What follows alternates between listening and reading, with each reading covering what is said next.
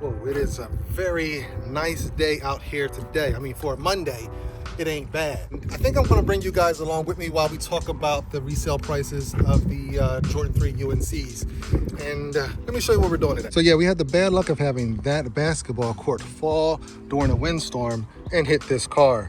And it put a pretty good gash in there. You can't see it there, but there is actually a dent circled that went along with it. This is the bad part. Remember I said, don't ever get a dent up here. It's bad because you got to paint like all this whole section and for it to all look good. Then there's like another dent here, goes down. We also have a crack on the windshield. I figured we spend all this money on insurance and then we never use it. We're afraid to use it. And I'm gonna stop being afraid to reap some of the benefits of all this money I'm spending on insurance. I mean, for 6 cars, I get a pretty good rate, I guess because of where I live and, you know, I'm accident free. But now I'm gonna actually file my first claim. I already did. I have to drop the car off at the collision shop. Yeah, it's first time doing this. We're gonna see how this goes. I did figure out that it's more cost effective for me to file the claim and try to fix these myself. Audi windshield is probably in the $550 range to replace. That dent right there, although it looks small, it's quite significant amount of body work that's going to get needed. I'm not going to pay for that out of pocket. It just doesn't make any sense. If I'm spending money for insurance, let's use it. Now, hopefully they don't tax me too much on my new premium. Let's get rolling. So over the next few days, a lot of you guys who were able to hit, who didn't take L's, are going to start getting your pairs in the mail. You're probably wondering, should I keep them? Should I sell them? Should I hold them? What should I do? Well, I have my opinion, and of course I'm going to tell you my opinion, and you don't have to listen to it at all. But, you know, I think I know what I'm talking about, although I could be dead wrong. I mean, right? I'm not giving you much confidence, am I? So the prices on the UNCs were around, and I'm going to go with my size, a size 10. We're around $220 to $230 prior to the release. Once they sold out, the prices jumped. They jumped about $40 for most sizes. So I think my size topped out somewhere around $285, maybe $290. Question is, will they go up or will they go down or will they just hold? That's the question. Oh, by the way, remember I said I was going to return something to Vineyard Vines? Well, it was a shirt and I decided to get this hat. And I think it's really nice. It's a really nice hat. I like it. You can never have enough hats. I mean, these go perfectly with what I have on feet. And it kind of got the UNC vibe, if you can see it. Before I get into my price prediction and whether to sell or hold, let's talk about some of the comments I got on that video, the last video. A lot of people were saying that these were very limited, but they were at a lot of stores. So a lot of stores got them, but they only got maybe 1 or 2 size runs.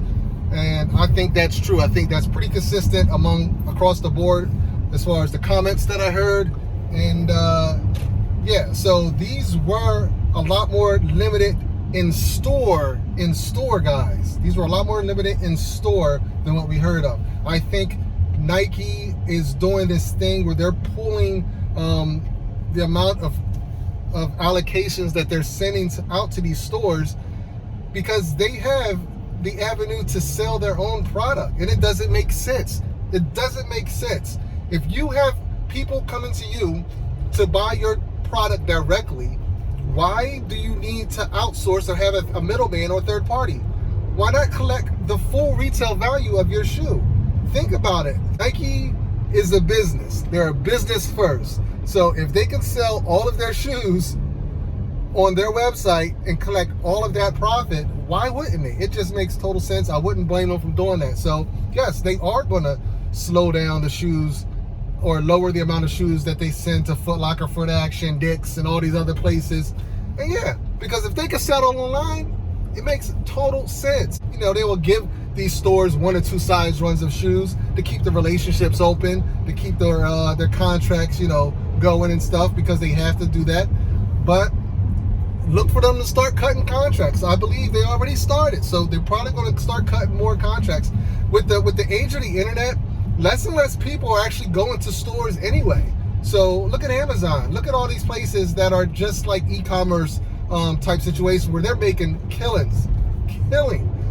Amazon owns the game. So Nike doesn't need an actual brick and mortar store to sell their products. They can sell everything they want directly from Nike and sneakers.com.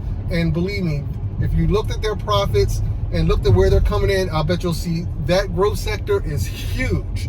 And they're not stupid. They're all about the money. So yeah, expect to see more and more shoes being released on Nike and less at the retailer. The shoes that do go to the retailers, they're going to be at a lower supply. And I don't know if they're going to come back with the Flex app. From what I hear, the Flex app is actually just on pause because they have to rethink that whole thing. That's the only reason why this shoe, the Pine Greens, were not on the Flex app, is because it wasn't what they envisioned. It didn't work out the way that they thought. It seemed like the same people still were able to benefit. I mean, I was one. I was still able to cop multiple pairs of Yeezys. So it still didn't do what they intended for it to do, which I really don't even know. I don't know if they're trying to stop resellers or what. Guaranteeing you it will come back. We don't know when, but it will come back. And hopefully it will be a little bit better, a lot smoother. Hopefully it comes before they release those Court Purples, but I don't think that's until May because your boy needs a pair of them Court Purple. But what I predict will happen, since so many people took L's, there were so many people like me that showed up at malls at 10 o'clock, that's supposedly opening time, and to find out that the store was completely sold out. And I think we all said it won't happen again. It won't happen again. So you know what? What's going to happen is now at the next release where there's any type of hype going on, we're going to have lines. We're going to have more lines than you had this week because no one's going to want to get left out. And they're going to be there at 6 a.m. Believe it. Believe that. They just basically restarted the whole thing from years ago when we had to line up for shoes. I think everyone's going to be out there lining up now, especially because of all the L's that were taken over this weekend. Yeah, it's going to be bad, the next shoe release. So hopefully they get that Flex app. Look at me. I'm actually hoping that they fix the Flex app. But I do hope they fix the Flex app so we can avoid this whole situation that's going to happen now. It's going to happen. The UNC 3s were the beginning and was the eye-opener for a lot of people who just want the sneaker. And these are for people that just want the sneaker, because you know what? The real resellers, they didn't miss out. They were there. The resellers were there. I saw them. Look at the video. I was walking in the mall, and you seen a guy walking out with 5 pair. I went into the first store, you seen people with bags all around them. The resellers, they knew. They were there at 8, 7 o'clock a.m., 8 o'clock. Hold on, let me pay attention. I got to get on the highway and get around this slow-ass guy. One thing I do like about this car is it does have a nice little pickup once it gets rolling. I mean, it needs a tune. It is a turbo 4-cylinder. But yeah, it's a nice little car. This is why I don't mind spending money on it. And it's different. It's a wagon. When do you see Audi wagons? You don't see them too often. Back to the UNC 3s. The question is, should you sell, hold, or whatever? So if you want them to rock, well, you have no question. You're just going to rock them, bad boys. Rock them to death. That's what I plan on doing with my pair. Now, if I would have got multiple pair, I would have got them and then flipped them just to make my pair cheap enough so, you know, justify another pair of sneakers. And my wife was like, you already got a pair of sneakers that look like that. Yeah, I got the all white ones that came out last year. It's a different shoe.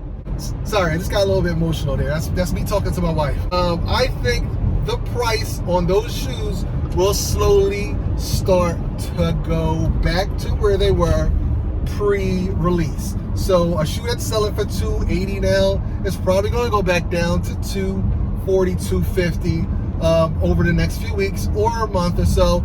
I think if you really want to sell that shoe, if you bought that shoe strictly to sell it, sell it. Sell it now. If you got it in hand on Saturday, sell it now. Sell it immediately to maximize your profits, because it could be a long time before it even gets back to where it is right now. That is my prediction. It's not a shoe that's a long hold shoe. The Black Cement 3 took a long time just to get to like $300. So yeah, this shoe eventually is going to be off of the minds of people. Now, it does have something going for it, is that it is a really light color. It's a real springy, warm weather type color. So with the season, you know, changing over to spring soon. Actually, today it feels like it is 70 degrees. It's definitely a day that you want to wear a shoe like that. But still, it's a Jordan 3. I don't think they traditionally rise up too much. So if you want to sell that shoe for the maximum amount of profit, definitely sell it now. get rid of it, and then move on to the next shoe. In order to maximize your profits, don't sell it on StockX. Go to eBay. Sell it on eBay. Stop being afraid to sell on eBay. All right? Sell it on eBay. The biggest thing you can do to make sure you're not scammed on eBay as a seller is be as thorough as possible in your description.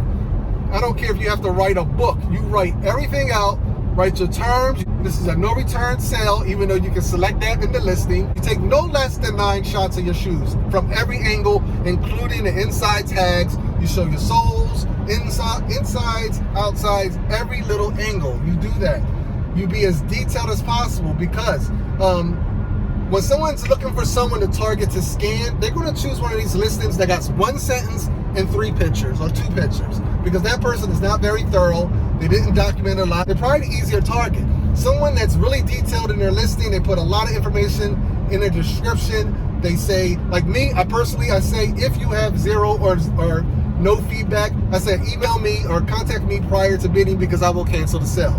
Now that deters a lot of people. I insure the packages. I ask for signature confirmation. You know, you do all these things to basically deter the scammers. Now, in the same frame, you're deterring scammers, but you're also attracting buyers who want to see all that. They're like, okay, this guy is legitimate. No scammer is going to go through all this, insure package, ask for a signature confirmation, put all these pictures in, and then send me a brick.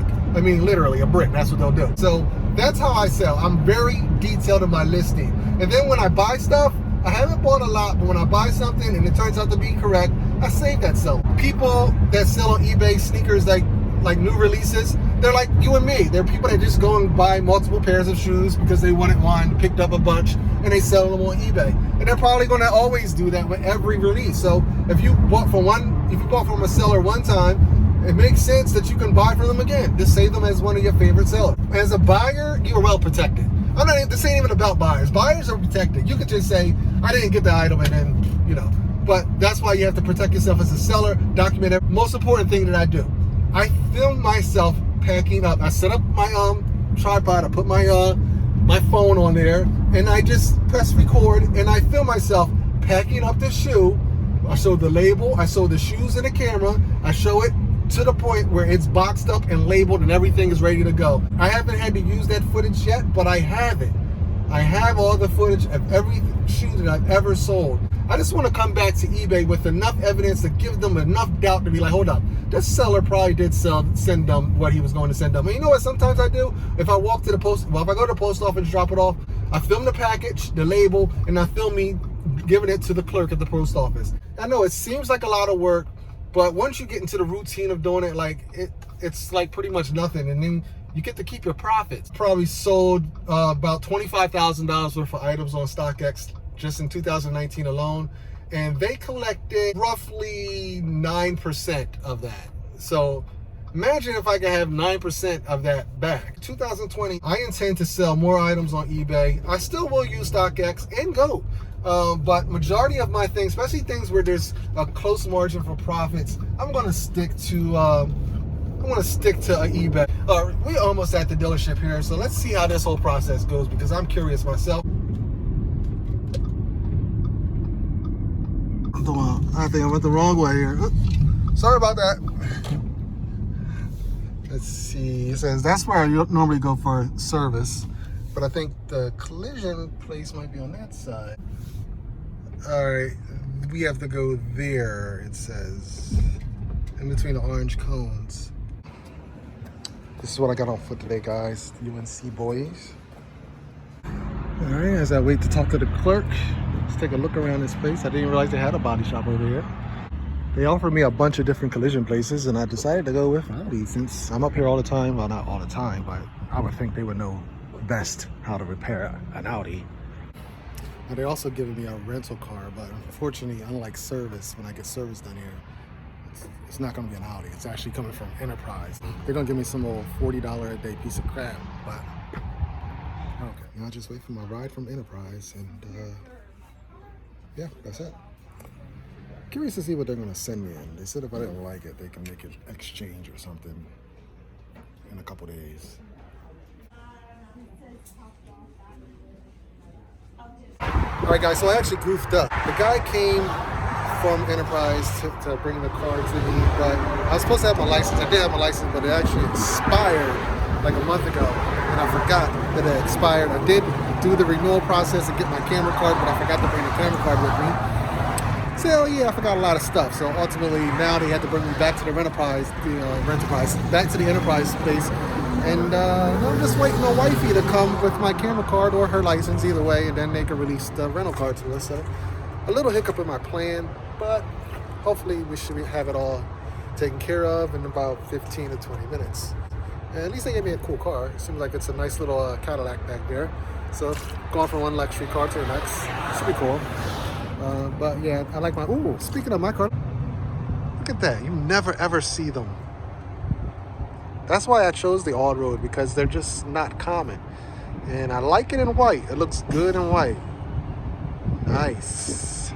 So I'm gonna go ahead and end the video right here. So listen, sell, sell, sell. If you don't want to keep those UNCs to put on feet, sell right now. Sell on eBay. There's nothing wrong with it. And like, comment, subscribe. I'm out of this joint. Later, guys. So yeah, this is gonna be the whip for the next few weeks at least. Not bad. Never had a Cadillac, so yeah, not as good as Audi, but I'll whip this around for a little bit. Not bad at all. Not bad not bad at all. Nice. All right.